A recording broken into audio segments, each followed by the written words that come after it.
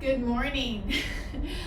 Welcome to my Wednesday devotional. I hope you guys are doing great and that school and work has started and that maybe the weather is cooperating. Maybe it's cooling down. Today's one of the first days where it's nice and cool and a little bit of rain and starting to get back into that September weather and feeling like fall. It's been so hot here in the DC area.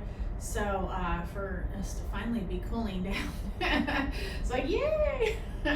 So the leaves are falling where we're at. I hope they're falling wherever you're at, and that you're experiencing some great fall weather and perhaps even watching football or baking or eating or something like that. That's what's neat about fall. But anyway, okay, so today we're on Esther, we're just about wrapping up Esther chapter 3, and our verses for this week is 14 and 15, but like I did last week, I kind of back it up by one just so we can roll through it. All right, I'm going to read last week's and we'll put it all together. All right, verse 13. Dispatchers were sent by swift messengers into all the provinces of the empire, giving the order that all the Jews, young and old, including women and children, must be killed, slaughtered, and annihilated on a single day. This was scheduled to happen on March 7th of the next year. The property of the Jews would be given to those who killed them. Okay, now this is this week. So, verse 14, a copy of this decree was to be issued as law in every province and proclaimed to all the people, so that they would be ready to do their duty on the appointed day. Verse 15, at the king's command, the decree went out by swift messengers, as it was proclaimed in the fortress of Susa.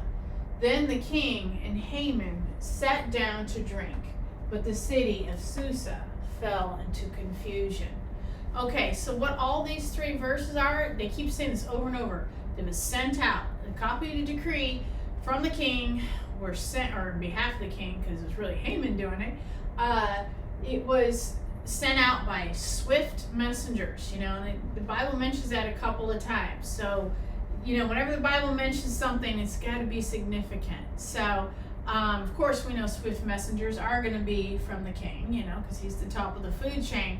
But it's just kind of interesting how they say that. These swift messengers is very important. And so I asked this last week, you know, what was Haman's deal? You know, why did, you know, what was he so afraid of that this happened to happen right now? But ironically, he scheduled it for about a year later, you know, which, you know, strategically speaking, that was kind of dumb. But again, good for the good guys, because it gives them a chance, gives the Jews a chance to defend themselves and hopefully overturn it, right? But yeah, so it was interesting that swift messengers, this message went out, and then of course, what's the king doing? Oh, he sits down and he drinks. Okay, now now what we have discovered about the king, who partied for 6 months straight, and then for another week, you know, he obviously loves to party, but yeah, he doesn't mind just, you know, he sits down and drinks. Now, I wonder, did the king know about these swift messengers? Because we know Haman got the signet ring. Remember, where's our signet? Here it is, our signet ring. Remember, Haman got the king's ring to go ahead and make this happen. So I actually kind of wonder, did the king know? That's my question.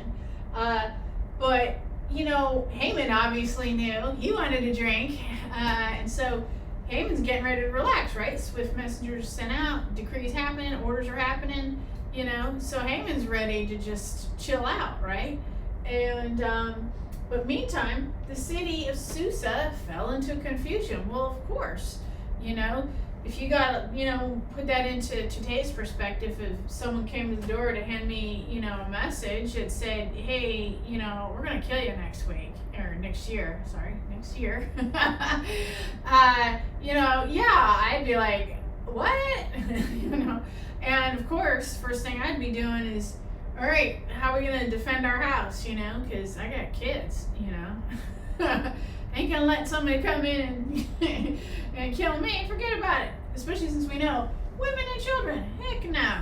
You know, I would definitely be finding a way to defend myself. And so yeah, I'm sure the Jews were thinking the same thing. Like, okay, wait, what do we do? Do we defend ourselves? Let's calculate what we can do.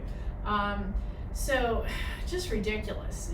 Really ridiculous that Haman, could get away with this plan. And I'll just sit down and have a drink while everyone else goes crazy and gets upset. Understandably, upset.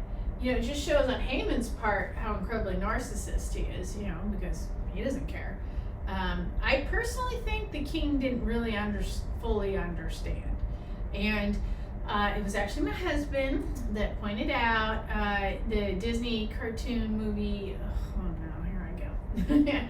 Forgetting things already. But I remember that scene. It was a Disney cartoon. Oh no, I'm gonna blank. Oh, Aladdin. Thank you. Where the bad guy, just like Haman, had this, we call it like a staff. The head was a snake, and he just kind of, and kind of possessed the king, who was kind of weak, and the king's eyes were like going like, spinning like plates, in his eyeballs, and that's how the bad guy there, Jafar, I think, is the one that was doing the manipulating. And I just see Haman as the same thing. Probably the Aladdin story probably came right here. Probably came from this story. Where Haman is probably, to that ring, just manipulating the king, and the king's like, And so I was thinking about that this week.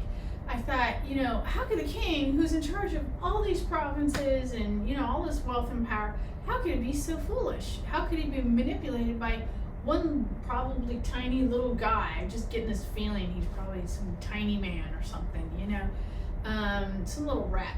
Like, how could the king do that? And I was thinking about it, and I thought, I think at some point in our lives we've all been had by somebody. It happens, and it's how you learn and how you grow. Who you can trust, and who you can let in your life, and that kind of thing.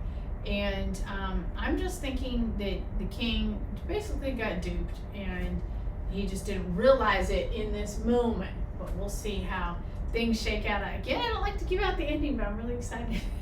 This will be an exciting story. Because right now we're in the tough part, where it seems like the bad guys are winning, right? And that's where we're at in this part of the story. Haman's clearly winning, and he's sitting down to drink because he thinks he's got his work done. But we're going to see how Esther steps up and how she's going to save the day. So it'll be a happy ending, don't worry. So, all right. Thanks for watching. I hope you guys are doing great and getting school going and work. September's really tough. A lot of changes, a lot of things going on.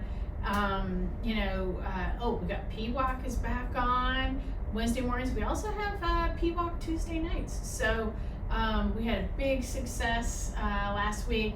So we're coming back around again, and so I'm really excited. It seems like a really good group, and a whole bunch of new people coming in, and so lots happening. So I thank you very much for watching, and we'll see you next time. All right, thanks. Bye-bye.